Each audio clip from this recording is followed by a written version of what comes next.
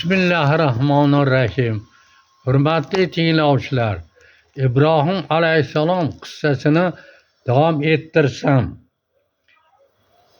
parchalanib tashlangan ilohlar oldida bir zum barcha jim bo'lib qoldi. So'ng oralaridan biri Ibrohim alayhissalom ularning butlariga nima qilmoqchi bo'lganini eslatdi. Ular aytishdi, ularni gapirib yuradigan Ibrohim degan bir yigitni eshitgandik. Anbiyo surasi 60-oyat. U sanamlarni parchalagan bo'lishi mumkin deb Ibrohim alayhissalomga qattiq azob berib, uni boshqalarga ibrat bo'lishini va ishiga yarasha jazo berishni istadilar. Ibrohim alayhissalom nima deyishi, unga berilajak jazoni ko'rishlari uchun odamlar ko'z oldida olib kelishlari aytib jar soldilar. Odamlarni bir tepalikka to'plashdilar. Ibrohim alayhissalomni orzulari edi, toki ularni barchasi e'tiqod qilayotgan narsalari botilligi haqida hujjat qoyim bo'lsin.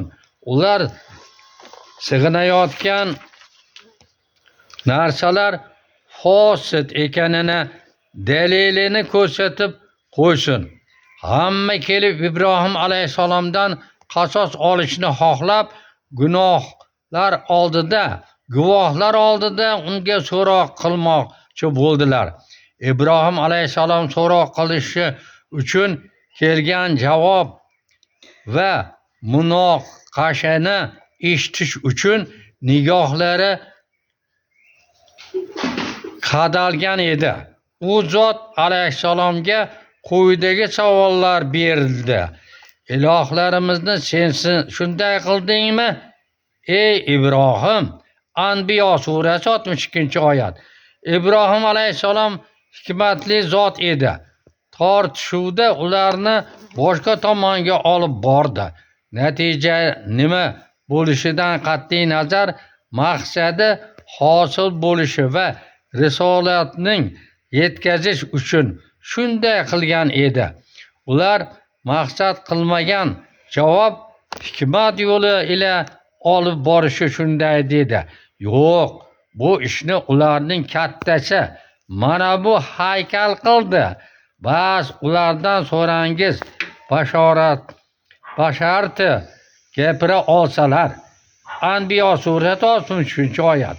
Ushbu rad qilib bo'lmas, ularni g'aflatdan uyg'otuvchi hujjat ila yuzlariga tarsak tushirgandek bo'ldi. Ular bir-birlariga yuzlanib aytdilar: sizlar o'zingiz zolimsiz. Anbiyo surasi 64-oyat. Yana u butlarni himoyachisiz qoldirdingiz.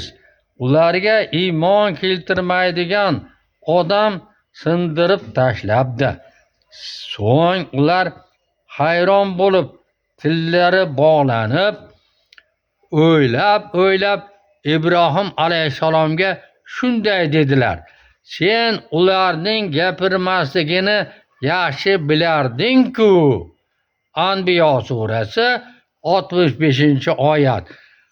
Bu qissani davomini keyingi eshittirishga qoldirsak, e'tiborlaringiz uchun rahmat. Salomat bo'linglar.